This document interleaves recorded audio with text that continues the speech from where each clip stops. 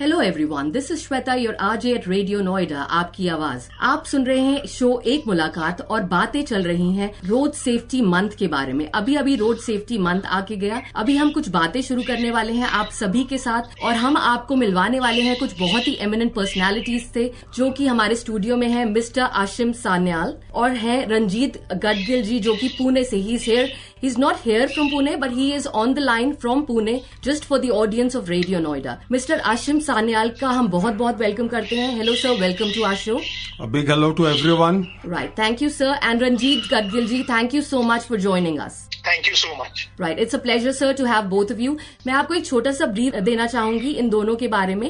Mr. Ashim Sanyal is the CEO and Secretary of Consumer Voice, a Delhi-based 43-year-old consumer protection organization working in road safety, tobacco control, health and nutrition, financial literacy. These are some of the subjects that he is working on. He is a member of regulatory and standards bodies of central government. Thank you sir for joining us. Thank you Mr. Ashim Sanyal. और मैं आपको रंजीत गडगिल जी के बारे में भी बताना चाहूंगी। He has joined us all the way from Pune. He is a program director at Parisar. It's an NGO based in Pune. There he leads the air pollution and sustainable mobility and road safety verticals. Ranjit ji has been working on promoting road safety for more than 6 years and was invited to depose because before the Rajya Sabha Select Committee on Motor Vehicles Amendment Bill in 2017. His focus is on safety of vulnerable roads and uses of these roads and for the pedestrians. He's working for everyone in this particular field of road safety. Thank you so much sir for joining us. Thank you. Right. Sir, तो हम अपनी conversation शुरू करते हैं। जैसे कि अभी road safety month खत्म हुआ है, तो road safety is a concern that should not be on a monthly basis, right? It should be a life long scenario that has to be happening in India, क्योंकि India में, हिंदुस्तान में इतनी सारी road safety की वजह से deaths हो रही हैं, मोर्टेलिटीज हो रही हैं, इंसिडेंट्स हो रहे हैं। तो इसके बारे में आप क्या कहना चाहेंगे sir? Both of you sir. पहले मैं आपसे पूछना चाहूंगी आशिम सान्याल जी से। रोड सेफ्टी मंथ सिर्फ हमें ये याद दिलाता है कि हम गुजर रहे हैं एक दौर से जो कि खतरनाक दौर है, क्योंकि भारतवर्ष में जो है लगभग 1.5 लाख मौतें हो रही है और 6 लाख लोग घायल हो रहे हैं सड़कों के ऊपर। और सड़कों के ऊपर कौन जाता है? हम आप जाते हैं जो कि कमाने वाले हैं। यानी कि एक मौत, एक इंजरी या फिर एक हादसा जो है पूरी फैमिलीज को खत्म कर देता है। तो ये एक तरह से मेमोरी है कि हम हर बार याद करें कि हमें भारत की स्थिति को कैसे सुधारना है।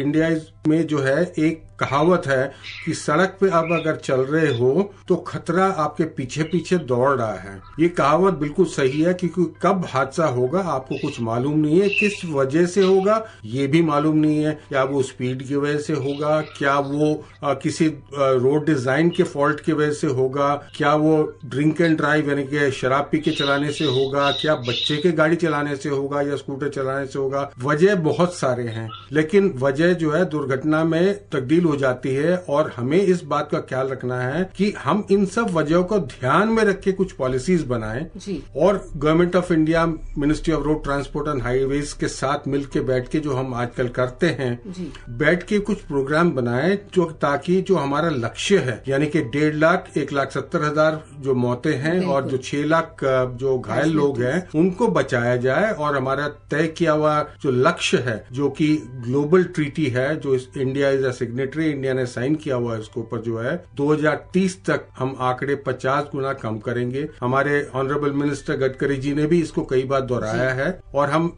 ऐसे पहल पे हैं जहां हम पीछे मुड़ के देख नहीं सकते। हमें रास्ते सुधारने हैं, जरूर, बिल्कुल, रास्ते चौड़े करने, लंबे करने, बिल्कुल। इसके साथ कई चीजें जुड़े हुए हैं जिसको भी हमें ध्यान रखना पड़ेगा। बिल्कुल sir, thank you so much. Ranjeet ji, आपसे जानना चाहूंगी प्लीज, आप मुझे बताइए कि क्या रीजंस है इतनी सारी डेथ्स जो हो रही हैं। Roads are unsafe place, right? मुझे लगता है मैं रोड पे जा रही हूँ, वापस आऊंगी या नहीं आऊंगी कोई गारंटी नहीं है। Is this true? Do you really feel the same? Yes, बिल्कुल। हम लोग जानते ही हैं, रोज अखबार भी हम लोग खोलते हैं तो देखते हैं कि हर पन्ने के ऊपर 2 या 3 या 4 ऐसे हादसों के बारे में बताया जाता है कि जिसमें 1 या 2 लोग भी मर जाते हैं। कहीं जगह पे पूरी बस कहीं खाई में गिर जाती है या किसी ट्रक और बस का एक्सीडेंट होता है तो उसमें काफी लोगों की जानें चली जाती है, गंभीर उनको जख्मी हो जाते हैं।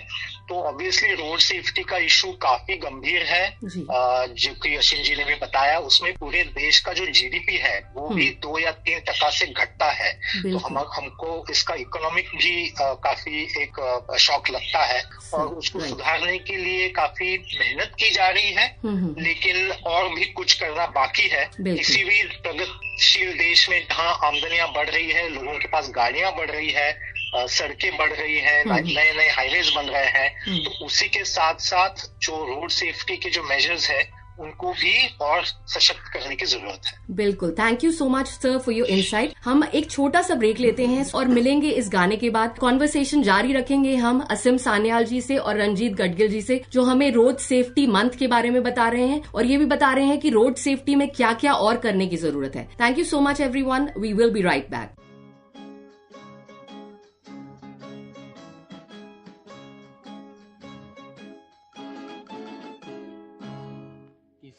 मुस्कुराहटों पे हो निसार, किसी का दर्द मिल सके तो ले उधार, किसी के वास्ते हो तेरे दिल में प्यार, जीना इसी का नाम है। किसी की मुस्कुराहटों पे हो निसार, किसी का दर्द मिल सके तो ले उधार, किसी के वास्ते हो तेरे दिल में प्यार, जीना इसी का नाम है।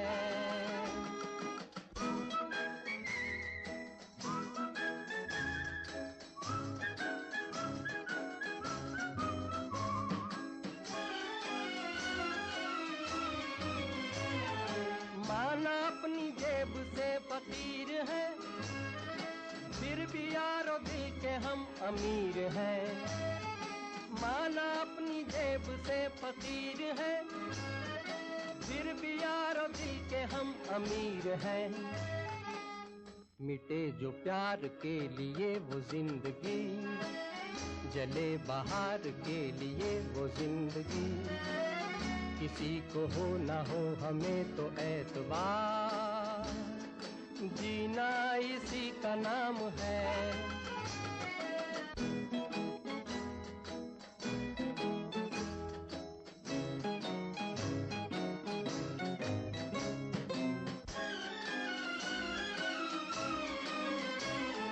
रिश्ता दिल से दिल के एतबार का, जिंदा है हम ही से नाम प्यार का। रिश्ता दिल से दिल के एतबार का, जिंदा है हम ही से नाम प्यार का।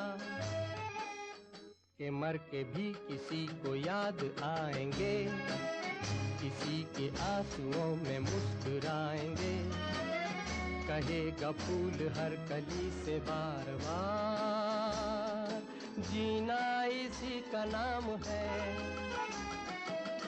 किसी की मुस्कुराहटों पे हो निसार, किसी का दर्द मिल सके तो ले उधार, किसी के वास्ते हो तेरे दिल में प्यार, जीना इसी का नाम है।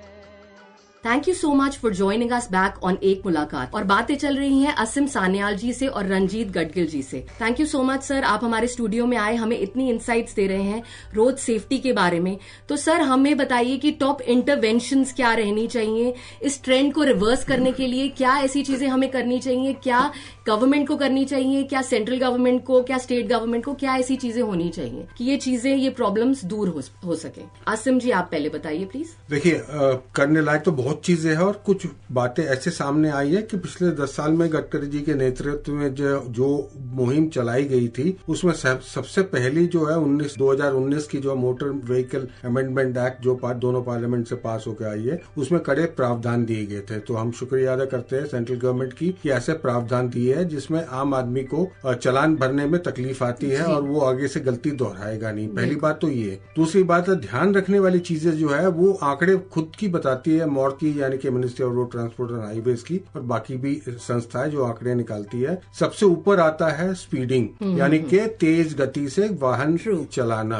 तो अगर 70% लोग जो है घायल हो रहे हैं या मृत्यु उनकी हो रही है स्पीडिंग की वजह से, तो सबसे पहले हमें कंट्रोल उसको करना चाहिए। और उसके लिए जो है ऑब्वियसली स्पीड नॉर्म्स जो है वो शायद हमें बदलने पड़े, शायद उनको हमको घटाने पड़े। हाईवेज में, एक्सप्रेसवेज में तो टाउन प्लानिंग के अंदर आते हैं, जो पीडब्ल्यूडी एमसीडी के अंदर आते हैं, उन सब में हमें शायद गति को कम करना पड़ेगा बजाय कि हमें बढ़ाएं उस गति को, क्योंकि गति बढ़ाने से ही दुर्घटना, और WHO का स्टैटिस्टिक्स तो बहुत क्लियरली बताता है कि आपने अगर 10 किलोमीटर पर घंटे की गति बढ़ाया है तो उसमें कितना ज्यादा नुकसान हो सकता है, और अगर आप गाड़ी 30 किलोमीटर पे या स्कूटर 30 किलोमीटर पे चला रहे हैं तो कितने नुकसान हो सकता है। मैं उन स्टैटिस्टिक्स में नहीं पढ़ रहा हूँ, लेकिन ये साइंटिफिक है। साइंटिफिक होने के कारण तो हमें सबको सोचना चाहिए कि हम स्पीड को घटाएं, बढ़ाएं नहीं उसको। बेशक सड़कें सुधारें लेकिन स्पीड को घटाएं नहीं। दूसरी बात जो आती है, जो देखा जाए दूसरा कारण, जो मुख्य कारण है,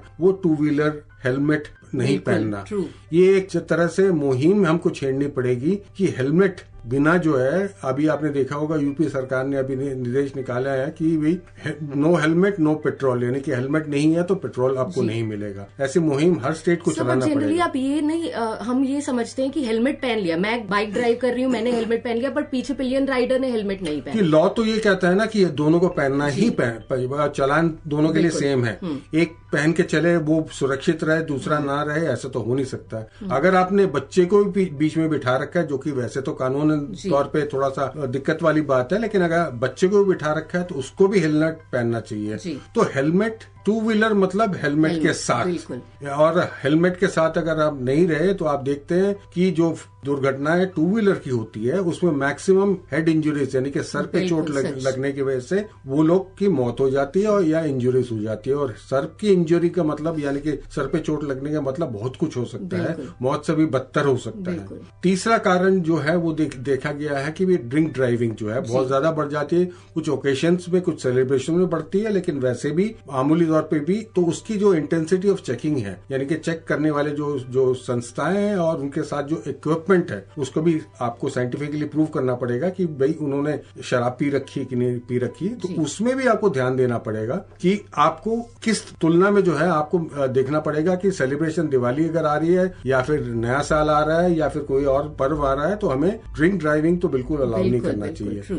और चौथी मेरे हिसाब से बहुत इंपॉर्टेंट फैक्टर है कि बच्चों की सुरक्षा। हमारे देश में अगर सबसे कम काम अगर हुआ है तो बच्चों की सुरक्षा को लेके हुआ है। अभी रिसेंटली कई कानून लाए गए हैं मोटर व्हीकल अमेंडमेंट एक्ट 2019 में, जिसमें सीट बेल्ट, बच्चों के CRS सिस्टम्स यानी कि जो बच्चों की सीट है, जी बिल्कुल, लेकिन वो लागू नहीं हुए या पेनल्टीज उसमें लगाए नहीं जा रहे हैं। शायद पुलिस वालों को सेंसिटाइज करना पड़ेगा कि आप इसको लागू करिए, बिकॉज बच्चों की जो जिंदगी खतरे में है। और हम लोग माँ बाप भी गलती करते हैं, बच्चों को सामने बिठा देते जो कि अलाउड ही नहीं है। तो अगर एयर बैग भी अगर खुलता है तो बच्चों की मौत हो सकती है, तो सामने तो बिठाना ही नहीं चाहिए। कई बातें हैं जो जनरल है, कई बातें जो साइंटिफिक है, और most important thing is road designing, जो हमारे मंत्री जी भी कई बार कह चुके हैं कि आप नए रोड तो बना रहे हो, बहुत अच्छी बात है, लेकिन पुराने रोड की ढांचे पे बदलाव लाने चाहिए, रोड डिजाइनिंग इम्प्रूव होना चाहिए, सारे IITs या फिर टेक्निकल इंस्टीट्यूशन को साथ में लेना चाहिए, और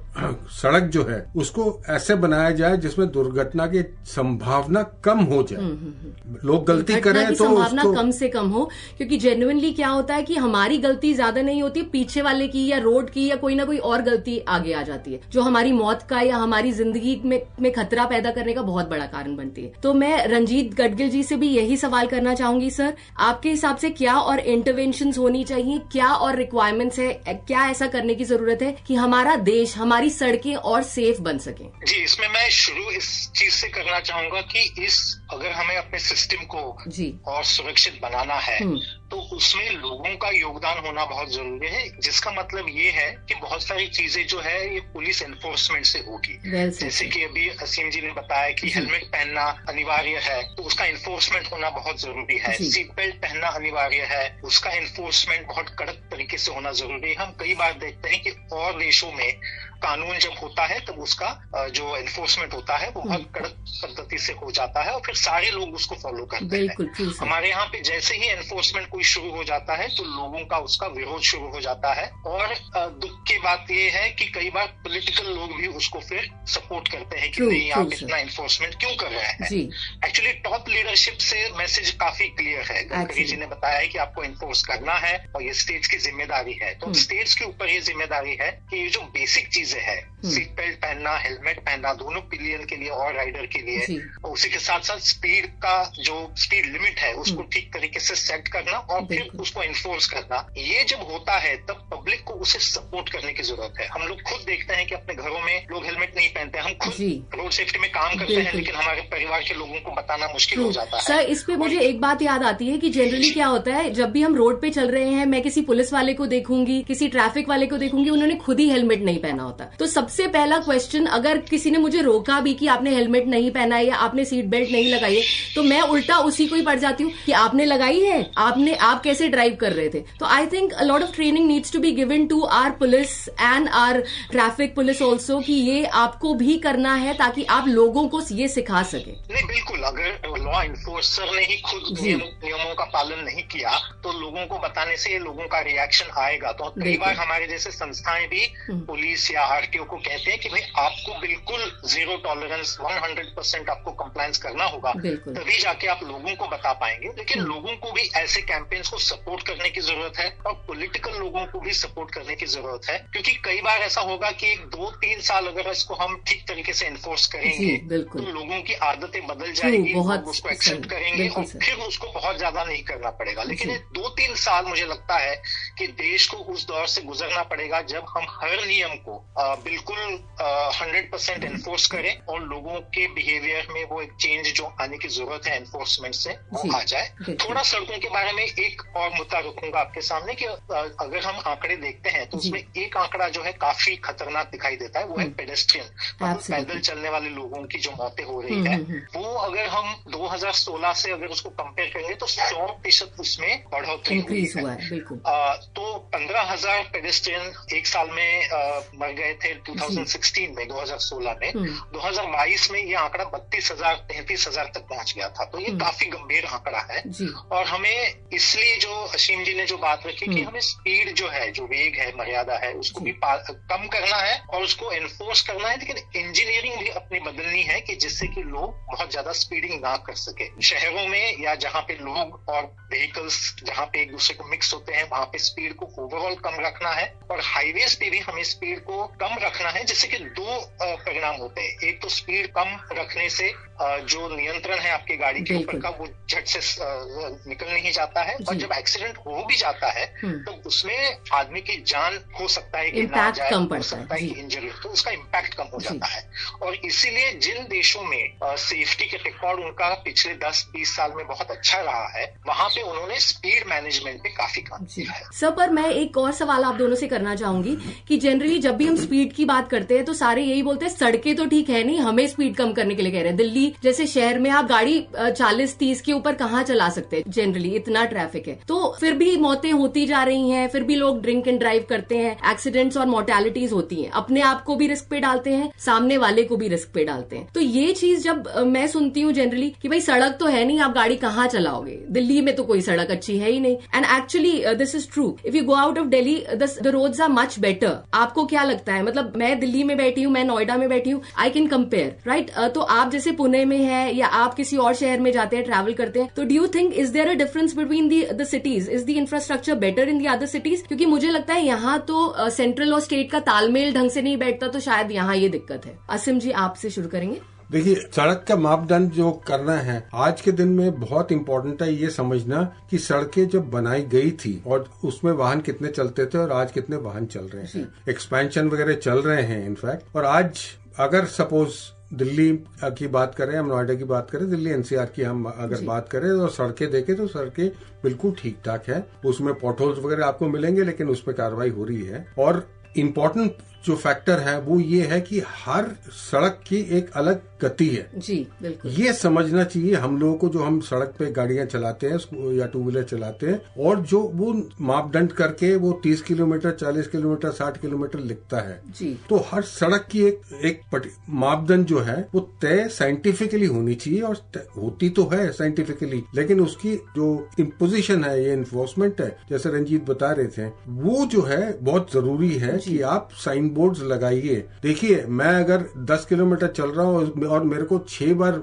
साइन बोर्ड दिखे हैं कि 40 किलोमीटर का स्पीड है, तो मैं शायद अपने आप ही सुधर जाऊं कि यार इतनी बार बता रहा है तो नुकसान हो सकता है। या फिर मैंने देखा है कि 10 स्पीड कैमरे जो है 2 तो नजर आ गए हैं, आगे भी होंगे, तो मैं थोड़ा सा खतरा कम लूंगा। जनरली ये नहीं होता, जहाँ मतलब एक सेट रूट पे मैं जा रही हूँ रोज, मुझे पता चल गया यहाँ स्पीड कैमरा है, वहीं मेरी स्पीड धीरे हो जाएगी और उसके बाद तो मेरी स्पीड फुल हो जाएगी। नहीं, ये नेचुरल टेंडेंसीज को तो ओवरकम करना पड़ेगा। तो इसीलिए जैसे रंजीत ने बताया, it is not a one man thing. True, ना तो गवर्नमेंट का अकेले का काम है, ना हम लोगों का काम अकेले का है। ये जॉइंटली स्टेक होल्डर्स कंसल्टेशन जब हम करते हैं इसके ऊपर, हम हमेशा बोलते हैं कि हम सब लोगों की भागीदारी है, नहीं तो कुछ नहीं सुधरने वाला है। आप नुक्स निकालते रहिए या गाड़ियों को नुक्स निकालते रहिए। इम्पोर्टेंट ये फैक्टर है कि दोनों के तालमेल कैसा है। जो चलाने वाला है वो सही होना चाहिए, वो सही ढंग से गाड़ी या टू व्हीलर चला रहा होगा, और जो सड़कें हैं उसके अतिरिक्त जो है वो इम्पोर्टेंट फैक्टर है कि वो सड़क जो है उस लोड को ले पा रहा होगा। ट्रैफिक जैम होना, मैं फिर दोबारा ये बात ही दोहराता हूँ, ट्रैफिक जैम होना कोई ऐसी कोई खतरनाक बात नहीं है। उसमें अगर टक्कर भी होगी तो बहुत कम उसका इम्पैक्ट होगा। हाँ, लेकिन अगर एक्सप्रेसवे में वही टक्कर होती है तो आप देखते कितनी मौतें होती है, कितनी हादसा होता है। सर, मैंने ये क्वेश्चन इसलिए रेज किया क्योंकि जनरली हर कोई यही क्वेश्चन रेज करता है कि स्पीडिंग का सवाल ही कहाँ उठता है, हम कहाँ स्पीडिंग करते हैं। मतलब कहीं ना कहीं at the back of head हम करते हैं, और फिर भी हम डिनाई करते हैं इस फैक्ट को कि हम स्पीडिंग करते ही नहीं है। तो बहुत इंपॉर्टेंट है, हर जगह आपको रोड पे दिखा हुआ मिल जाएगा स्पीड थ्रिल्स बट किल्स, तो उसको हम फॉलो करें। कहीं ना कहीं तो हम उस चीज को, एक छोटी सी चीज को लेंगे कहीं ना कहीं, तो हम अपने लिए और अपनी फैमिली के लिए एक सेफ स्पेस और सेफ जगह बना पाएंगे, सेफ देश बना पाएंगे। हम रंजीत जी से भी इसी बात पे और आगे बात करेंगे, पर लेंगे एक छोटा सा ब्रेक और मिलेंगे आप सभी से रेडियो नोएडा पे। ये है आपकी आवाज। एक दिन बिक जाएगा माटी के मोल, जग में रह जाएंगे प्यारे तेरे बोल। एक दिन बिक जाएगा माटी के मोल, जग में रह जाएंगे प्यारे तेरे बोल। दूजे के होठों को देकर अपने गीत, कोई निशानी छोड़ फिर दुनिया से डोल। एक दिन बिक जाएगा माटी के मोल, जग में रह जाएंगे प्यारे तेरे बोल। ला ला ला ला ला ला ला ला ला ला ला ला।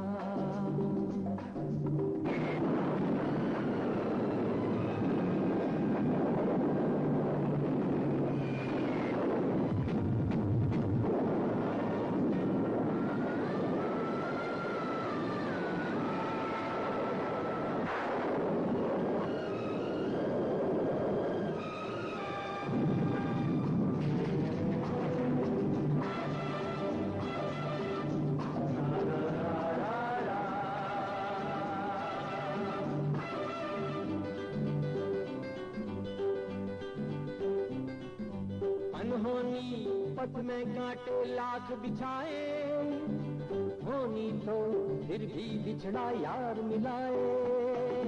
अनहोनी पथ में कांटे लाख बिछाए, होनी तो फिर भी बिछड़ा यार मिलाए। ये बिरहा ये दूरी तो पल की मजबूरी, फिर कोई दिल वाला काहे को घबराए। करम पम धारा जो बहती है मिलके रहती है, बहती धारा बन जा फिर दुनिया से डोल। एक दिन बिक जाएगा माटी के मोल, जग में रह जाएंगे प्यारे तेरे बोल। ला ला ला ला ला ला। Thank you so much everyone for joining us back. जैसे कि हम बात कर रहे थे रोड सेफ्टी पे, तो रंजीत जी आपसे मैं पूछना चाहूंगी, आप इस बारे में क्या कहना चाहेंगे कि भाई स्पीड तो है हम कम कर देंगे, पर जनरली लोग बोलते हैं स्पीड कम करके जाएंगे कहाँ, मतलब पहले 20-25 की स्पीड पे गाड़ियां रेंग रही होती हैं, but is it okay to cut on the speed sir? हाँ, तो हर सड़क का, जैसे असीम जी ने बताया कि हर सड़क और हर सिचुएशन की अपनी एक सेफ स्पीड लिमिट होती है और उस स्पीड पे लोगों को चलाना है। और लोगों को शायद ये सुन के अच्छा नहीं लगेगा, लेकिन जो असीम जी ने बताया वो सही है कि जहाँ पे कंजेशन है, जहाँ पे सड़कें इतनी थोड़ी खराब है, वहां पे वहां पे लोगों की स्पीड अपने आप से कम हो जाती है और वहां पे एक्चुअली हम देखते हैं कि जो रोड सेफ्टी है वो बढ़ जाती है, क्योंकि स्पीड कम होने से जो फेटल एक्सीडेंट्स है उनका प्रमाण घट जाता है। ये बहुत अच्छा तरीका नहीं है सेफ्टी बढ़ाने का कि हम कंजेशन और खराब सड़कों से अगर अपनी सेफ्टी बढ़ा रहे हैं तो वो कोई बहुत पॉजिटिव चीज नहीं है, लेकिन हाँ जरूर उससे सेफ्टी बढ़ जाती है। बहुत शहरों में फॉर इंस्टेंस जहाँ पे मेट्रो का कंस्ट्रक्शन चल रहा है वहां पे हम कई बार देखते हैं कि सडनली 1-2 साल तक एक्सीडेंट्स का प्रमाण घट जाता है क्योंकि वहां पे इतना जाम हो जाता है, सड़कें खराब हो जाती है। लेकिन ये सड़कें कभी ना कभी तो ठीक हो ही जाएंगी, आज नहीं तो कल ये सड़कें ठीक हो जाएंगी। और मुझे ऐसा लगता है कि इसमें 2-3 चीजें हैं। एक तो हम कई बार सोचते हैं कि ये सड़क अच्छी है, अच्छी का मतलब हम समझते हैं कि काफी स्मूथ है, चौड़ी है, लेकिन क्या उसमें सारे सेफ्टी फीचर्स है कि नहीं, कि जिससे ये सड़क जो है सुरक्षित हो। उसमें जो पेंटिंग के मार्क्स है, जहाँ पे उसको स्पीड ब्रेकर होना चाहिए, वार्निंग साइंस जहाँ पे होने चाहिए, तुम्हारे रंबल स्ट्रिप्स होने चाहिए, तो ऐसे बहुत सारे फीचर्स जैसे कि अपनी गाड़ी में भी होते हैं सेफ्टी फीचर्स, वो हमें रोड पे भी लाने हैं ताकि अच्छी स्पीड पे भी ये सड़कें सुरक्षित हो सके। कई बार हम लोग ये भी देखते हैं कि आपने जो कहा वो बिल्कुल सही है कि काफी शहरों में दिन भर में काफी कंजेशन होता है, लेकिन रात को या अर्ली मॉर्निंग्स में हम देखते हैं कि काफी फेटल एक्सीडेंट्स हो जाते हैं क्योंकि उस समय पे सड़कें काफी खाली हो जाती है और फिर लोगों का स्पीडिंग का जो है टेंडेंसी जो है वो एकदम से बढ़ जाती है। और तीसरी बात ये कहूंगा कि शहरों के अंदर कि जहाँ पे पेडेस्ट्रियन, जैसे स्कूल का जोन है, हॉस्पिटल के पास है, कंस्ट्रक्शन काम चल रहा है, वहां पे काफी कंस्ट्रक्शन वर्कर्स होते हैं, वहां पे स्पीड को कम करना बहुत जरूरी है। हम समझते हैं कि नहीं मैं तो 30 या 40 की स्पीड पे जा रहा था, लेकिन हमें साइंस या डेटा ये दिखाता है कि 30 की स्पीड पे अगर किसी का एक्सीडेंट हो जाता है तो उसमें पेडेस्ट्रियन के बचने के चांसेस ऑलमोस्ट 80% होते हैं। लेकिन वही स्पीड अगर 50 किलोमीटर/आवर चली जाती है तो पेडेस्ट्रियन की मरने की संभावना एकदम से 80% हो जाती है। तो इसीलिए शहरों के अंदर हमको स्पीड कम करना है, जहाँ पे हम देखते हैं कि पेडेस्ट्रियंस भी बहुत है, साइकिलिस्ट है, दूसरे वल्नरेबल रोड यूजर्स है जैसे कि सीनियर सिटीजन्स है, जिन लोगों को डिसेबिलिटीज है, वो भी इन सब सड़कों का इस्तेमाल करते हैं और हमें शहर को सबके लिए सेफ करना है। तो इसीलिए पूरे सिस्टम को हमें सेफ करना है, सिर्फ किसी एक मुद्दे को लेके हमें नहीं चलना होगा, लेकिन ये सारे जो इसके पहलू है उन हर एक को स्ट्रेंथन करके ओवरऑल सिस्टम को हमें सेफ बनाना। Right, so we basically have to be working hand in hand sir, not just the central government, the state government, but every citizen of the country has to work hand in hand कि हम एक साथ आगे बढ़ सके। अगर हम चाहते हैं हमारे परिवार का हर एक सदस्य घर ठीक से वापस आए, ठीक ठाक वापस आए, तो हमें सबके लिए ये करना पड़ेगा। अपने बच्चों को भी सिखाना पड़ेगा, बड़ों को भी समझाना पड़ेगा कि दीज आर द वेज, क्योंकि कई जगह मैं साइड वॉक्स पे लोग कूद के रोड क्रॉस करते हैं। तो अब मैं गलती किसी गाड़ी वाले की भी नहीं मान सकती उस केस में सर, क्योंकि गाड़ी तो अपनी स्पीड पे चलती आ रही है पर आप सड़क कूद के क्रॉस कर रहे हैं, जहां आपको पता है वहां कोई भी कट नहीं है या डिवाइडर लगा हुआ है, पर वहां भी आप सड़क पे कूद के आ रहे हैं। तो वो भी बहुत सारी गलतियां हैं जो हमें अपनी as a citizen of the country, अगर हम चाहते हैं हमारा देश वर्ल्ड क्लास बने, तो हम उसको भी सुधारने, हमें अपने आप को भी अपने आप में सुधार लाने की बहुत जरूरत है। राइट सर, इसके बारे में आप क्या कहना चाहेंगे असीम जी? सबसे पहले तो ये कि जो पेडेस्ट्रियन की बात कर रहे हैं या जो पैदल सड़क पे चलने वाले लोग हैं, उनकी सुरक्षा पे हमने ध्यान देना अभी शुरू किया है। ये जरूर पिछले 3-4 दशक के हम देख रहे हैं, सड़कें बन रही है, लेकिन फुटपाथ अगर बन भी जाती है तो उसमें हॉकर्स बैठ जाते हैं और वो फिर चलने लायक नहीं होता। फिर आम आदमी क्या करे, उसको तो जाना है एक जगह से दूसरी जगह, तो वो फिर सड़क से चलने लगता है, खतरा नंबर 1। नंबर 2, जो क्रॉसिंग्स है वो इतने इनएफिशिएंटली बनाए गए हैं, जहाँ पे कन्वीनियंट लगा वहाँ क्रॉसिंग्स बना दी है, वो कई लोगों को सूट नहीं करता, यानी कि भीड़ जो है फिर दोबारा सड़क पे आ जाती है, जबकि उनको सड़क से दूर रहना चाहिए। तीसरा अहम मुद्दा, सड़कें है क्या, सड़कों में आपके कौन कौन इस्तेमाल करने वाला, सड़क पे गाड़ी चलेगी, बस चलेगी, साइकिल चलेगी, लोग चलेंगे, गाड़ी चलेगी, बसेस चलेंगी, ट्रक्स चलेंगे, इतने सारे स्पीड लिमिट्स को आपको ध्यान में रख के सड़क बनानी पड़ेगी। ये तो एक मार्वल होगा कि एक सड़क इतने सारे स्पीड यानी कि 2 किलोमीटर पर घंटे से लेके आपको 120 किलोमीटर पर घंटे की स्पीड को आपको उसी डायमेंशंस में आपको देखना पड़ेगा। पॉसिबल है क्योंकि बाकी कुछ कई कंट्रीज में ये इम्प्लीमेंट हुआ है। इंडिया में भी कुछ सड़कें बनी है, मेरे को तो मालूम है, बॉम्बे में, पुणे में अभी बन रही है, दिल्ली में भी एक चौराहा बन रहा है जहाँ पे इन सब फैक्टर्स को काउंट किया गया। तो मेरा तो सबसे अनुरोध यही रहेगा और गवर्नमेंट से खास तौर पे जो है, जहाँ पे आप देख रहे हैं कि लोगों को चलने की जगह नहीं है, साइकिलिस्ट को साइकिल चलाने की जगह नहीं है, आप एक तरह से तो आप प्रमोट कर रहे हैं सस्टेनेबिलिटी, लेकिन आप साइकिल चला ही नहीं सकते। आप बताइए हम लोग साइकिल क्यों नहीं चलाते हैं? हमें खतरा ज्यादा महसूस होता है कि साइकिल चलाएंगे तो कोई पीछे से मार जाएगा या आगे से कोई आके ठोक जाएगा। तो कम से कम प्रावधान तो कीजिए सड़कों के ऊपर जितने भी जगह है आपके पास कि भाई साइकिल चलाने की जगह है हमारे पास और पैदल चलने की जगह है हमारे पास। सिर्फ चौड़ी सड़कें बनाने से काम नहीं हो जाता है, तो आपको ध्यान में रखना पड़ेगा कि सड़कें सिर्फ वाहनों के लिए नहीं है, हम लोगों के लिए भी है जो पैदल चलते हैं। तो अगर ये बात जो है, जो सड़क बनाने वाले जो संस्था है वो अगर ध्यान में रखेंगे तो मेरे हिसाब से तो दुर्घटनाएं एटलीस्ट लोगों के कम हो जाएंगे जो सड़क पे मजबूरन चल रहे हैं। और स्पीड भी इस चीज को ध्यान रखेगा, जो स्पीड लिमिट आपने सेट किया है, जैसे रंजीत ने बताया कंजेशन है तो स्पीड लिमिट कम हो जाएगा। हाँ, ये जरूरी है। मेरे हिसाब से पर्सनल ओपिनियन मेरा तो ये है कि जहाँ स्कूल जोन्स है या कॉलेज जोन्स है वहाँ पे जो स्पीड है वो शायद नेशनली आपको 25 से ऊपर करना ही नहीं चाहिए, क्योंकि वहाँ आपको धीरे करना जरूरी है। आप ये उम्मीद करते हैं कि एक बच्चा स्कूल से निकलता हुआ बिहेवियर टॉप बिहेवियर दिखाएगा, वो तो पॉसिबल नहीं। तो ड्राइवर को ही संतुलन रखना पड़ेगा। बिल्कुल। तो मैं रंजीत जी से भी ये पूछना चाहूंगी, रंजीत जी आप भी हमें बताइए इसके बारे में कि आपकी क्या सोच है।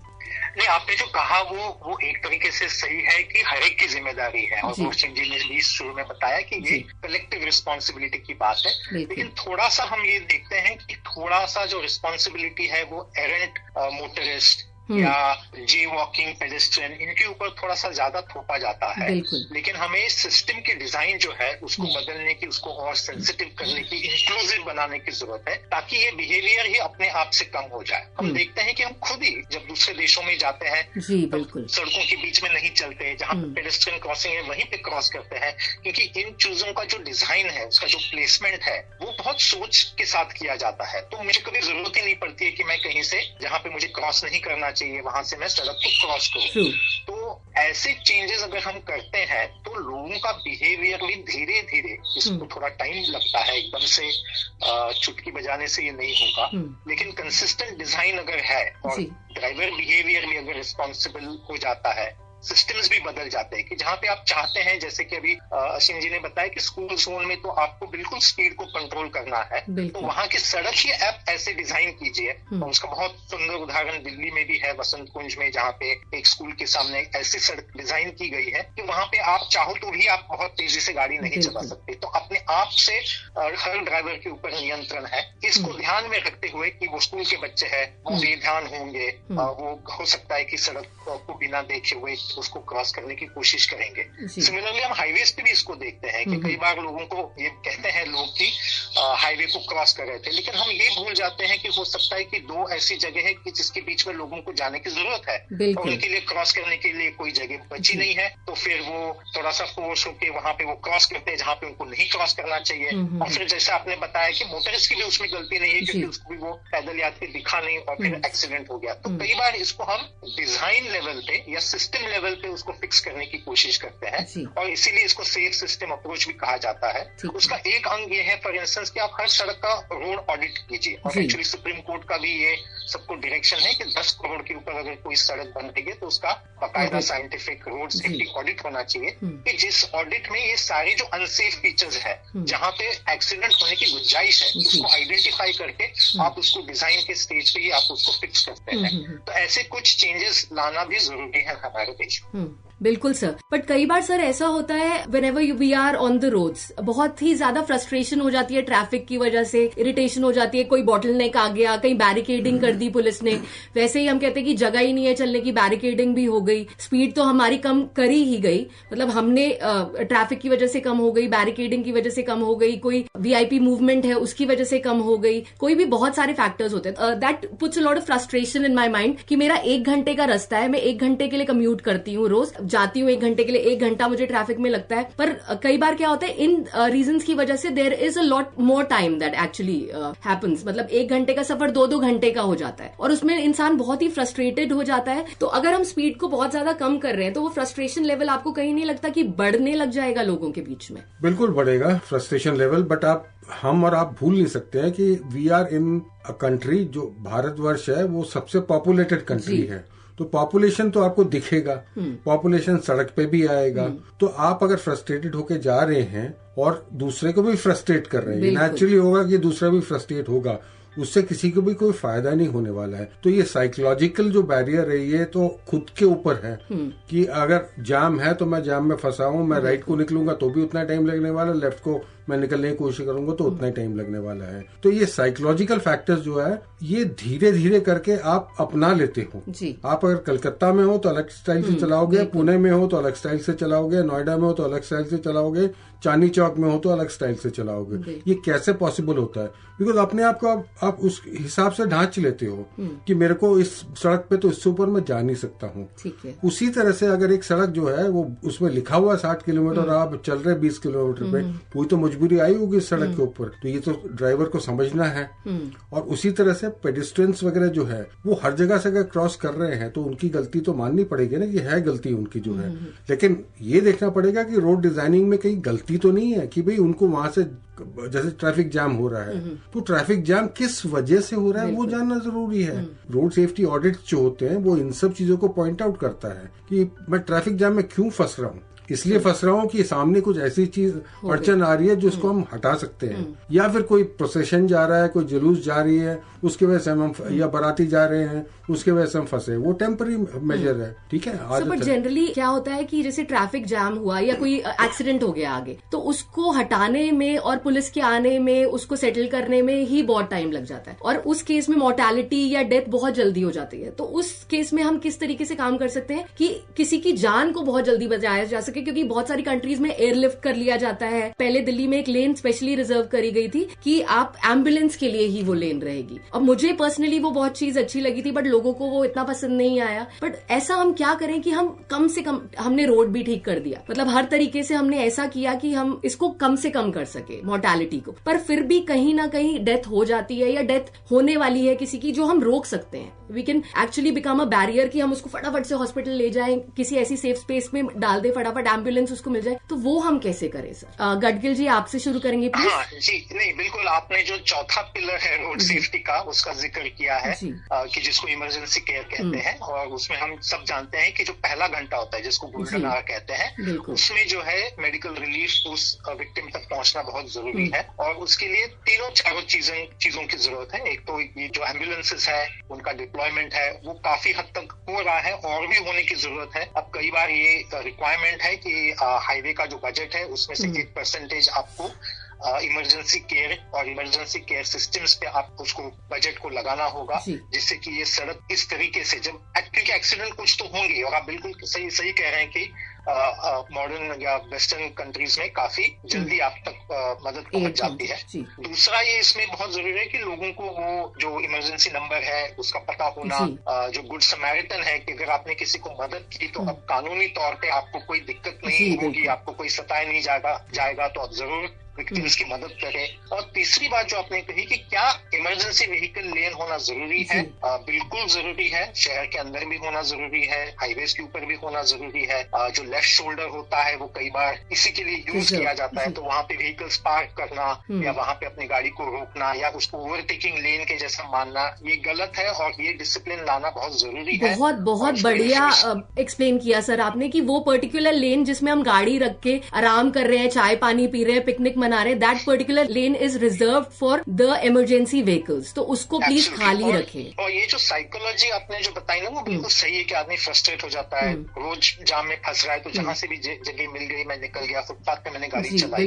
इसके लिए दो चीजें सामने रखना बहुत जरूरी है, और इसका कैंपेन भी करना जरूरी है कि जब भी आप इस तरह से फुटपाथ पे गाड़ी चला रहे हैं तो आपको याद रखना चाहिए कि हो सकता है कि आपके ही घर का कोई बच्चा उस फुटपाथ पे हो, या आपके जो सीनियर पेरेंट्स है वो चलने को जा रहे हैं। तो अगर किसी और ने इस तरह से बिहेव किया तो आपको बहुत खराब लगेगा। अगर खुदा न खास्ता आपके घर वालों को एक्सीडेंट हो गया तो आपकी दुनिया खत्म हो जाएगी। तो आप जब इररिस्पॉन्सिबली बिहेव करते हैं तो आपको ये याद रखना चाहिए कि वहाँ पे कोई और भी हो सकता है, अपने खुद का भी हो सकता है। दूसरा ये जो है, जो आपने वर्ड यूज किया वो बहुत यूजफुल था कि साइकोलॉजिकल। हमें कई बार ऐसा लगता है कि मेरा स्पीड कम हो गया तो मेरा ट्रिप लेंथ बढ़ गया, लेकिन एक्चुअली कई रिसर्च ने ये भी दिखाया है कि अगर कंसिस्टेंट स्पीड लिमिट को कम किया जाए तो ट्रैफिक स्मूथ भी हो सकता है। कई बार लोग बहुत ज्यादा रश में होते हैं तो वहाँ पे जाम हो जाता है, क्योंकि हर तरफ से आदमी आ जाते हैं और फिर वहाँ पे जाम लग जाता है। तो थोड़ा स्मूथ ट्रैफिक को करना, ना कि फास्ट ट्रैफिक को करना ज्यादा महत्वपूर्ण है। और बिल्कुल सोचना चाहिए कि फुटपाथ और साइकिल ट्रैक ये मेरे लिए नहीं है, मैं उस पर नहीं चला सकता।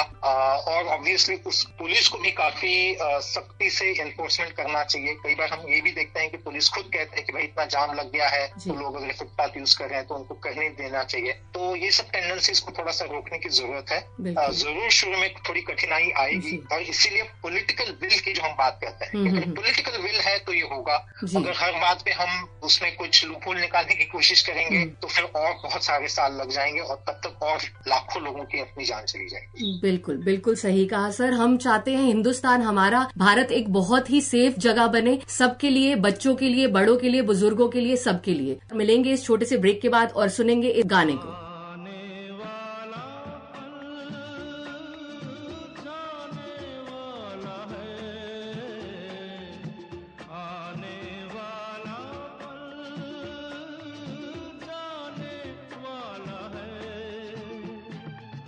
सके तो इसमें जिंदगी बिता दो, पल जो ये जाने वाला है। आने वाला पल जाने वाला है। हो सके तो इसमें जिंदगी बिता दो, पल जो ये जाने वाला है।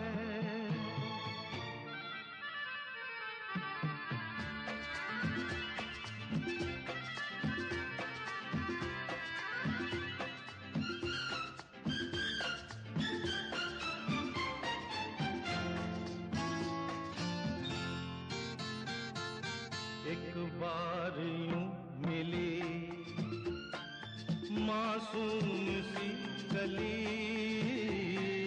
एक बार यूं मिली मासूम सी गली, हो खिलते हुए कहा खुशबाश में चली, देखा तो यही है, ढूंढा तो नहीं है, पल जो ये जाने वाला है। ओ, आने वाला पल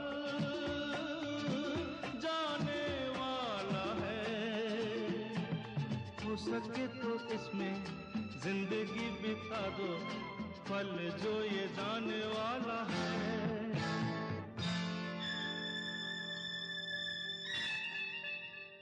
thank you so much for joining us back. Show चल रहा है एक मुलाकात। मैं हूं आसिम सान्याल जी के साथ और रंजीत गडगिल जी के साथ। तो हम रोड सेफ्टी के बारे में बात कर रहे थे। सर, जैसे आप दोनों ने मुझे बताया कि सेंटर में या बड़ी बड़ी सिटीज में स्पीड कम करने की जरूरत है। What about the highways? क्योंकि हाईवे पे सबसे ज्यादा मोर्टेलिटी होती है, सबसे ज्यादा फास्ट स्पीडिंग होती है, ओवर रेसिंग होती है, एक दूसरे के साथ कॉम्पिटिशन होता है कि मैं तेज चला रहा हूँ या तुम तेज चला रहे हो। उसके बारे में बताइए सर। आपने बिल्कुल ठीक कहा कि हाईवे और एक्सप्रेस वे में जो है मोर्टेलिटी रेट बहुत ज्यादा होती है, मौतें और हादसे बहुत ज्यादा होते हैं। इसमें जरूरत है हमें समझने की, उसमें से भी 70-80% जो है वो सिर्फ स्पीडिंग की वजह से होती है। क्योंकि आपको खुली सड़क मिल रही है, सीधी सड़क मिल रही है, तो आप सोच रहे हैं कि आगे पीछे तो कोई है नहीं, गाड़ी दौड़ाओ। अगर उसका स्पीड लिमिट अब लिखा भी हुआ है कुछ, तो आप मानेंगे नहीं उसको। तो इसलिए जरूरी है एक्सप्रेस वे में, और ये हमारी पिटिशंस भी है, ये हमारी विनती भी है गवर्नमेंट से कि आप हाईवे और एक्सप्रेसवे में जितना भी अच्छा बने, वो दिल्ली मुंबई आप बोलिए या दिल्ली आगरा बोलिए, कोई भी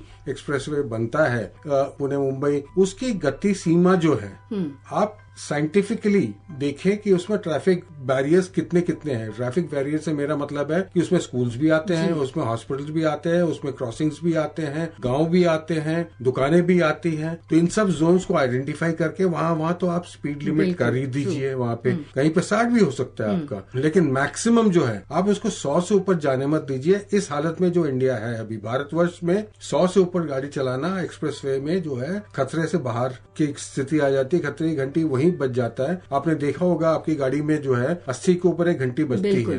तो हमने गाड़ियों को तो सुधार दिया, सड़कों को हमने उस तरह से नहीं सुधारा जहां पे वो 140-150 की स्पीड ले पाए। साइंटिफिकली अगर डिजाइन की वजह से आप बोले तो बिल्कुल डिजाइन बहुत बढ़िया है, उसका साइंटिफिक डिजाइन है, लेकिन क्या उसके कैपेसिटी अनुसार हम स्पीड तय कर रहे हैं, अलग अलग जगहों पर तय कर रहे हैं। ये जरूरी है कि 120 किलोमीटर की अगर उसकी स्ट्रेच है उसमें कम से कम 7 से 8 स्पीड जोन होने चाहिए। ये और ओवरऑल मंत्र ये होनी चाहिए कि भाई इसमें आप 100 से ऊपर हम गाड़ी नहीं चलाएंगे, और अगर हैवी व्हीकल है तो 80 से ऊपर चलना है। आई थिंक हर इंसान के अंदर वो इंस्टिंक्ट होना चाहिए कि अगर मैं 100 से ऊपर गाड़ी दौड़ा रहा हूँ, कहीं ना कहीं मुझे अपना भी ख्याल रखना है, अपने सामने वाले का भी ख्याल रखना है, और safely. I think 100 is not the correct limit, 100 से नीचे ही चलाइए ताकि आप सेफ रहें और आप कंट्रोल में रहें। तो मैं आगे वाले को भी हार्म कर रहा हूँ और पीछे वाले को भी हार्म कर रहा हूँ, मतलब अपने आप के लिए भी नुकसान है और सामने वाले के लिए भी। गॉड फॉरबिड, कई बार क्या होता है हाईवेज पे चलते टाइम एक जानवर ही आगे आ जाता है और एक्सीडेंट होने का खतरा होता है। उसमें सामने वाले की जान क्या जाएगी, आपकी ही जान बहुत खतरे में होती है। रंजीत जी, आप क्या कहना चाहेंगे इसके बारे में प्लीज? एक्सप्रेसवेज और हाईवेज है उस पे सबसे ज्यादा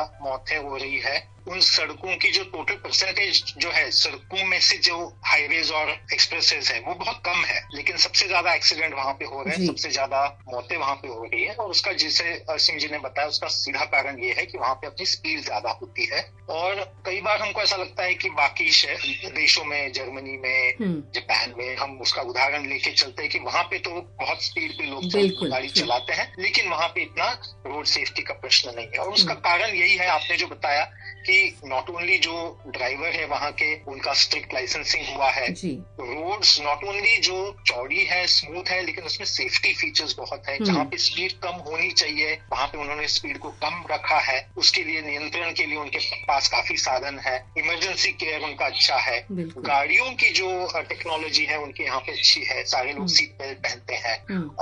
और इस तरह से जो सारा सिस्टम है वो सेफ है, और उसके अंदर फिर ये स्पीड आप बढ़ा सकते हैं। हम अभी जैसे आपने कहा कि हमारे सड़कों पे इतना ज्यादा नियंत्रण नहीं होता है, चलने वाले लोग भी होते हैं, सामान भी होता है, लोग रुके हुए भी होते हैं। तो ऐसे परिस्थिति में हमें स्पीड को ओवरऑल कम रखने की जरूरत है। तो जो मैक्सिमम अलाउेबल स्पीड है उसको कम रखना है, 100 से कम ही रखा जाए तो ज्यादा बेहतर होगा। और साइंटिफिकली हर जगह का स्पीड सेट करने की जरूरत है, जिसके लिए बहुत अच्छे साइंटिफिक गाइडलाइंस बन चुके हैं। वेस्ट बंगाल जैसे राज्यों ने उसको अपनाया है, और राज्य भी उसको अपनाए। ये सेंट्रल गवर्नमेंट नहीं थोप सकती है, वो हर राज्य को अपने आप से ये करना पड़ेगा, जिससे कि वो अपने अपने सड़कों की जो कॉन्टेक्स्ट है वो कहाँ है, वहां पे कितनी पास की डेंसिटी है, कोई मार्केट है, किसी गांव के पास से जाता है, तो उसको ध्यान में रखते हुए हर जगह का स्पीड लिमिट जो है उसको तय करना होगा। ओवरऑल स्पीड लिमिट को कम रखना होगा और स्पीड का एनफोर्समेंट करना होगा, क्योंकि ये सब हम करने के बाद अगर स्पीड का एनफोर्समेंट नहीं करेंगे तो फिर भी उस स्पीड लिमिट को मानेंगे। इसको हम अभी के तौर पे तो नहीं समझ सकते, तो थोड़ा एनफोर्समेंट की भी जरूरत होगी। और अगेन कोई एक ब्रह्मास्त्र नहीं होता है कि जिससे ये पूरा प्रॉब्लम सॉल्व हो जाएगा। काफी एजेंसीज को साथ में काम करना होगा और एक साथ एक दूसरे को कॉम्प्लीमेंट करना होगा, और तब कहीं जाके ये ज्यादा अपना सेफ बनेगा। जी बिल्कुल, बहुत ही अच्छी सोच है सर कि हर एक इंस्टीट्यूट को इसमें मिल के आगे आना होगा, सबको हाथ से हाथ मिला के काम करना होगा, और तभी हमारा देश एक सेफ स्पेस बन सकेगा हर किसी के लिए। तो सर हमारा एक गोल सेट है कि 50% तक हम रिड्यूस करेंगे ट्रैफिक फेटेलिटीज को और मोर्टेलिटीज को by 2030। Isn't this a very ambitious target कि बहुत ही हम ज्यादा अचीव करने की कोशिश कर रहे हैं? आजकल के सिनारियो से देखा जाए तो? ये टारगेट जो है ये एग्रीड टारगेट है globally. India is a signatory, जैसे मैंने शुरू में ही बोला कि हम हाथ से कम करेंगे 50% से। पहले टारगेट था 2025 का, उसको बढ़ा के 2030 कर दिया है। तो यानी कि डिकेड ऑफ रिडक्शन जिसे आप बोल सकते हैं 2020 से लेकर 2030 तक, ये हर जगह फॉलो हो रहा है, ग्लोबली फॉलो हो रहा है। इंडिया भी उसमें पार्टिसिपेट कर रहा है। तो एम्बिशियस तो लगता है, करंट सिचुएशन के हिसाब से एम्बिशियस तो लगता है, और इसका करने के एक ही तरीका हमारे हिसाब से पॉसिबल है। जैसे आपने देखा होगा कई मिशंस के तौर पे आपने देखा है, तो ये मिशंस जो है ये अपने तौर पे क्या डिफरेंट है, एक गोल में, एक प्लान में और एक मिशन में, ऑब्जेक्टिव में, एक पॉलिसी में और एक मिशन में। फर्क यही है कि मिशन के ढांचे बने होते हैं उस ऑब्जेक्टिव को टारगेट करने के लिए। 2030 का हमारा ऑब्जेक्टिव है, एम्बिशियस है, बहुत अच्छी बात है। अगर अचीव करना है हमें 50 नहीं तो 40% भी, तो इसको मिशन मोड में आप लाइए। मिशन मोड में लाने का मतलब ये हुआ कि इसके डिपार्टमेंट्स जो है मिलजुल के काम करेंगे। जैसा रंजीत ने बताया, वो डिपार्टमेंट सारे आइडेंटिफाई होने पड़ेंगे। उन डिपार्टमेंट्स के जो काम है वो बिल्कुल सामने लिखे हुए होना चाहिए, साइंड होना चाहिए सबका कि मेरा इतना काम है इस 2030 का आंकड़े को पूरा करने के लिए। काम है, ये डेडलाइन है, ये तरीका तीसरा बहुत इंपॉर्टेंट फैक्ट है, हर चीज में बजट होना चाहिए। अगर पैसे ही नहीं है तो साहब हाथ खड़े करके बैठ जाएंगे, भैया हमने तो पेपर बना दिया, पैसे तो है ही नहीं, ना सेंट्रल गवर्नमेंट दे रहा है ना स्टेट गवर्नमेंट दे रहा है। तीसरा बजटिंग है, तो हर डिपार्टमेंट का बजट जो है तय किया जाए, हर एक्टिविटी का बजट तय किया जाए और इसमें शामिल किया जाए सिविल सोसाइटी ऑर्गेनाइजेशंस को, उनको भी बजट दिया जाए ओनली फॉर अवेयरनेस, आईसी जिसे हम बोलते हैं। यानी कि अवेयरनेस फैलाना भी एक तत्व है, बहुत बड़ा काम है ये। तो सबसे मुश्किल काम यही है। गवर्नमेंट का जो है वो पहुंच नहीं पाती है, लेकिन सिविल सोसाइटी वहां तक पहुंच जाती है। तो अवेयरनेस का भी एक फंडिंग होना चाहिए। तो ये मिला जुला जो एक हमने देखा है, पोलियो इरेडिकेशन कैसे हुआ, हेल्थ मिशन के सक्सेस कैसे हुआ, स्वस्थ भारत का जो मिशन था, ये सारे मिशन तौर पे जो है अभियान जो है एक बजटेड है, टाइमलाइन है उसका, और सबसे लास्ट पॉइंट इम्पोर्टेंट, उसका रिव्यू बहुत होना चाहिए। बिल्कुल मंथली रिव्यू, क्वार्टरली रिव्यू। ये नहीं कि साल में आपने रोड सेफ्टी मंथ बना दिया हो गया, नहीं, हर मंथ आपका रिव्यू होना चाहिए। जी, thank you so much sir. Ranjeet ji, आपसे भी मैं पूछना चाहूंगी कि should this be worked up as a mission, मतलब should we make it as a mission, road safety? बिल्कुल, रोड सेफ्टी मिशन होना ही चाहिए, तभी हम 5 साल में, अभी हमारे पास और 5 साल है, 5 या 6 साल है जिसमें हमें ये टारगेट को अचीव करना है। और इसमें जैसे बताया गया कि एक हर स्टेट को, क्योंकि अब जिम्मेदारी काफी स्टेट्स की है, राज्यों की है। राजस्थान ने एक रोड सेफ्टी एक्शन प्लान बनाया है जिसमें हर डिपार्टमेंट की जिम्मेदारी तय की गई है, हर एक का बजट तय किया गया है, हर एक के टारगेट तय किए गए हैं। तो इसको हम लोग स्मार्ट एक्शन प्लान कहते हैं कि बिल्कुल हर चीज का टारगेट बनाया जाए और उसका हर 6 महीने या हर साल में उसका रिव्यू किया जाए कि हम टारगेट को अचीव कर पाए या नहीं कर पाए, और हर एक की जिम्मेदारी उसमें तय हो जाए। तो हम चाहते हैं या ये सोचते हैं कि हर राज्य को इस तरीके से अपने अपने राज्य में हमें 50% से कैसे कम करना है, इसका एक एक्शन प्लान वो बनाए। हर डिस्ट्रिक्ट में डिस्ट्रिक्ट रोड सेफ्टी कमिटीज बनी हुई है, उनको इसके तहत उनका अपना मिनी प्लान होना चाहिए कि जो अपने लेवल पे वो उसको इम्प्लीमेंट करे। तो जैसे हेल्थ में हर ब्लॉक पे हर चीज को इम्प्लीमेंट किया गया, हर एक को टारगेट दिया गया, इस तरीके से हमें हर डिस्ट्रिक्ट को टारगेट देने की जरूरत है। और इस तरीके से अगर हम एक्शन प्लान के थ्रू इसको करेंगे, हम सिर्फ कहते रहेंगे कि कम करना है, लेकिन कैसे कम करना है, कौन से एक्शंस लेने हैं, इस पे अगर फाइनल नहीं हो जाता है तो फिर इस टारगेट को अचीव करना बहुत मुश्किल हो जाएगा। और उसमें कई ऐसी चीजें हैं कि जिसको हम लोग लो हैंगिंग फ्रूट कहते हैं, कि जिसको हम आसानी से उसको पा सकते हैं। जो रोड इंफ्रास्ट्रक्चर है उसको वर्ल्ड क्लास बनाने के लिए समय लगेगा, काफी बजट लगेगा, लेकिन अगर सबको हेलमेट पहनना है तो जरूर ये 1 साल के अंदर हो सकता है। अगर हर एक को सीट बेल्ट पहनना है तो ये तुरंत चीज हो सकती है। जब तक कि हमारा रोड इंफ्रास्ट्रक्चर बहुत अच्छा ना हो जाए तब तक स्पीड लिमिट को थोड़ा सा कंट्रोल करना, ये हमारे एक अचीवेबल टारगेट है। और अगर इन आंकड़ों को अगर जोड़ दिया जाए, अगर सबने हेलमेट पहना, सीट बेल्ट पहना, स्पीड लिमिट का हम लोगों ने पालन किया और ड्रंक ड्राइविंग पर अगर हम लोगों ने नियंत्रण किया, तो मुझे लगता है कि इसमें से 30-40% की जो फैटेलिटीज है तो वो तो वैसे ही कम हो जाएंगे। तो डेफिनेटली ये अचीवेबल टारगेट है और कुछ प्रायोरिटी एरियाज तय करने होंगे और उस पर जोर देके काम करना होगा। Thank you so much sir, आप दोनों का बहुत बहुत शुक्रिया। मैं लूंगी एक छोटा सा ब्रेक और हम इस शो को अंत तक लेकर जाएंगे, पर उससे पहले मैं लेती हूँ एक छोटा सा ब्रेक और मिलती हूँ इस म्यूजिक के बाद। दीवाने शहर में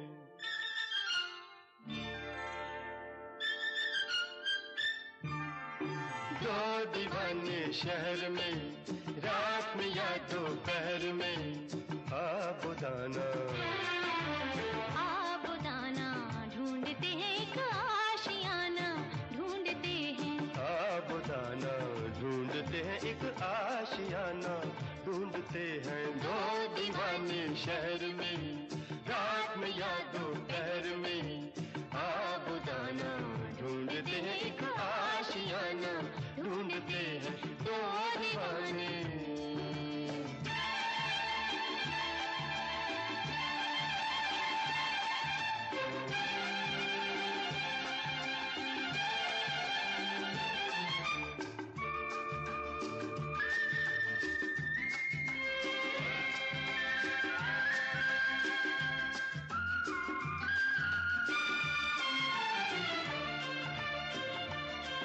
इन भूल भुलैया गलियों में अपना भी कोई घर होगा, अंबर पे खुलेगी खिड़कियां, खिड़की पे खुला अंबर होगा। इन भूल भुलैया गलियों में अपना भी कोई घर होगा, अंबर पे खुलेगी खिड़कियां, खिड़की पे खुला अंबर होगा, आसमानी रंग की आंखों में, आसमानी या आसमानी, आसमानी रंग की आंखों में बसने का बहाना ढूंढते हैं आबुदाना ढूंढते हैं एक आशियाना, ढूंढते हैं दो दीवाने शहर में, रात में या दोपहर में आबुदाना ढूंढते हैं एक आशियाना, ढूंढते हैं दो दीवाने।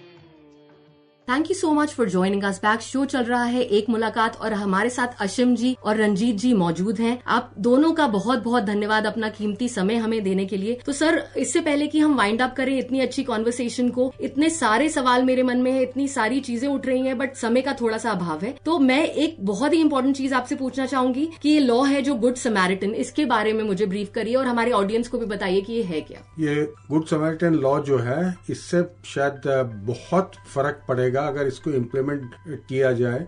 जैसे थोड़ा बहुत हमने इससे चर्चा के दौरान हमने बताया था, इसका मतलब ये है कि अगर कोई किसी को चोट लगी है और या किसी की मृत्यु हुई है, तो उसको उस दुर्घटना स्थल से जो है उठा के कोई भी व्यक्ति अपनी गाड़ी में, अपने स्कूटर में, अपने टेम्पो में, अपने बस में, कहीं कोई लाके नियरेस्ट हॉस्पिटल जो बिल्कुल पास के हॉस्पिटल में है वहां अगर दाखिल कराता है, या फिर उसी टाइम पे वहीं पे उसको फर्स्ट एड का प्रोविजन देता है, फिर उसको लेके हॉस्पिटल में दाखिल कराता है, तो इसके लिए गोल्डन आवर वाला जो पॉलिसी है, यानी कि मेडिकली ये प्रूव हुआ है कि अगर पहले घंटे में उसकी ट्रीटमेंट हो जाए तो उसके बचने की संभावना बहुत ज्यादा बढ़ जाती है। तो ये इसको इम्प्लीमेंट अभी मोटर व्हीकल अमेंडमेंट एक्ट में भी कर दिया, सुप्रीम कोर्ट ने भी इसको एक दर्जा दिया था, बहुत इंपॉर्टेंट, एक PIL के चलते हुए कि इसको लागू करा जाए। और सबसे बढ़िया है कि इसमें जो पुलिस का जो कार्रवाई है वो बिल्कुल नहीं है आपकी, तो ये जानकारी लोगों तक पहुंचाना बहुत जरूरी है। और ये हमारा भी काम है और सबका काम है, आपका भी काम है कि लोगों तक पहुंचे कि जहां आपने देखा कोई एक्सीडेंट हुआ है या कोई दुर्घटना घटी है, तो तुरंत बगैर सोचे आप लेके जाइए। आपसे आपका नाम, पता जरूर लिखा जाएगा, लेकिन आपको बाय लॉ के हिसाब से आपको तंग नहीं किया जा सकता है। आपको जरूर फोन पे बात आपसे किया जाएगा, आपने क्या देखा, नहीं, क्योंकि पुलिस को भी अपनी समरी बनाई जाती है, लेकिन आपकी हैरेसमेंट बिल्कुल नहीं होगी। ऊपर से अभी जो गडकरी जी ने अनाउंस किया या कुछ स्टेट गवर्नमेंट ने भी अनाउंस किया, गुड समैरिटन के चलते हुए जो है उनको एक पुरस्कार भी दिया जाएगा जो कि 10,000 से 25,000, यानी कि आप सम्मानित भी हो रहे हैं, आप खुद भी महसूस कर रहे हैं कि मैंने किसी की जान बचाई। अच्छी बात है ना वो। Thank you so much sir. Ranjeet ji, आप इस पे कुछ ऐड करना चाहेंगे गुड समैरिटन लॉ के बारे में? एक्चुअली उन्होंने पूरा कवर कर लिया है, तो मुझे शायद ऐड करने की जरूरत। Alright, thank you sir. आप दोनों से जाते जाते मैं एक मैसेज लेना चाहूंगी कि आप हमारे देश के लिए, हमारी देश की जनता के लिए क्या मैसेज देना चाहेंगे। रंजीत जी, पहले आपसे शुरू करते हैं। एक तो आपको धन्यवाद कि आपने इस महत्वपूर्ण विषय को आज हमारे साथ डिस्कस किया और हमें लोगों तक अपना मैसेज पहुंचाने का मौका मिला। रोड सेफ्टी को हम सिर्फ एक आंकड़ा ना देखें, हर बार देखते हैं कितने लोग मर गए। इसमें हर एक की अपनी जिम्मेदारी है, लोग अपनी जिम्मेदारी भी समझे, लेकिन जो बदलाव आ रहे हैं उसको सपोर्ट करें। अपने देश को ताकतवर बनाने के लिए हमें हर एक को थोड़ा सैक्रिफाइस देना होगा, थोड़ी अपनी कन्वीनियंस कम करनी शायद भी करनी पड़े, लेकिन सेफ्टी बढ़ाने की बहुत जरूरी है। तो अगली बार जब आप ऐसे मैसेजेस देखोगे, एनफोर्समेंट देखोगे, तो उसको आप सपोर्ट कीजिए, इसको पॉजिटिव तरीके से देखिए और अपने देश को एक सुरक्षित देश बनाने में अपना हाथ भर दीजिए। जी बिल्कुल, thank you so much sir. और सर मैं आपसे भी पूछना चाहूंगी असीम जी कि आप हमें क्या मैसेज देना चाहेंगे हमारे ऑडियंस को? हम विकसित भारत की चर्चा बहुत करते हैं और हमारे ऑनरेबल प्राइम मिनिस्टर की विजन है। विकसित भारत का सबसे पहला अंग जो है वो यंग पॉपुलेशन है। बिल्कुल। और आज के दिन में सड़क दुर्घटना में जो हादसे में जो है घायल हो रहे हैं या जिनकी जाने जा रही है वो यंग पॉपुलेशन ही है। इनको हमें बहुत केयर से हमको बचाना पड़ेगा सड़क दुर्घटना से, ताकि आगे चल के विकसित भारत का निर्माण कर सके। तो सबसे पहला मैसेज तो जनरल पब्लिक को है कि आप बिल्कुल समझ के चलिए कि आपका भी उतना ही फर्ज बनता है जो गाड़ी चलाने वाले का है। मैसेज गाड़ी चलाने वाले का या स्कूटर चलाने वाले का है कि जो जो लॉ के प्रावधान है उसको फॉलो करिए। आपकी अपनी जान बचेगी तो आपकी फैमिली बचेगी, आपकी फैमिली बचेगी तो वेरी ऑब्वियसली उनका जो आप भला आप चाहते थे, आपने ड्रीम किया, आपने ग्रेजुएशन किया, आपने IIT से आपने पास किया, ये सब धरे के धरे रह जाएंगे अगर आप बिस्तर में पड़े होंगे। तो आप ध्यानपूर्वक जो आप ड्राइविंग कर रहे हैं उसको ध्यानपूर्वक करिएगा। और सबसे इम्पोर्टेंट है एक दूसरे को सहारा दीजिए, यानी कि जो सड़क है, मैंने बार बार दोहराता हूँ, ये सबके लिए है, किसी एक के लिए निर्माण नहीं किया गया इसका। और इसमें प्रावधान सब रखे गए हैं कि सबको जगह मिलनी चाहिए। तो इसमें इसके चलते हुए इम्पोर्टेंट फैक्टर ये है कि please care for each other, because otherwise you are basically confronting each other. As on day जिसकी गाड़ी की स्पीड ज्यादा है वो सबसे ऊंचाई पे पहुंचा हुआ है। इसको सोच के बदल के अब देखिए कि सामने अगर कोई सड़क क्रॉस कर रहा है, गाड़ी को ब्रेक मारिए, रोकिए, स्कूटर को रोकिए और उसको क्रॉस करने दीजिए। आई थिंक आप उससे और बड़े हो जाएंगे, सामने वाले की नजरों में भी, और अपने आसपास चलते हुए लोगों को कुछ सीख दे पाएंगे। Right sir, thank you so much. आप दोनों का बहुत बहुत शुक्रिया, आपने हमें ज्वाइन किया। और मैं इस पूरी कॉन्वर्सेशन को सम अप करना चाहूंगी कि हम एक्चुअली में इस गोल को अचीव कर सकते हैं by 2030 by making our roads place. And also मैं ये विश करती हूँ कि हम इसको नेशनल रोड सेफ्टी को मिशन के तौर पे अपने देश में लागू करें। हम सभी आशा करते हैं कि सरकार रोड सेफ्टी मिशन का गठन करके इसे मिशन मोड पर लेकर जाए। और होपफुली हमारी कुछ तरीके हैं छोटे छोटे जो हम एज सिटीजन्स इम्प्लीमेंट कर सकते हैं, जैसे speed limit, helmet, drink and drive पे ध्यान रखें। और जहां भी सेफ जोन्स हैं, जैसे कि जहां स्कूल्स हैं, हॉस्पिटल्स हैं, या जहां भी ऐसी वल्नरेबल रोड्स हैं, वहां हम अपनी स्पीड को धीरे और सतर्क होकर गाड़ी चलाएं। Thank you so much for joining us and tuning into radio Noida. You are listening to Ek Mulakat और मैं हूं Shweta, signing off. Thank you, bye bye.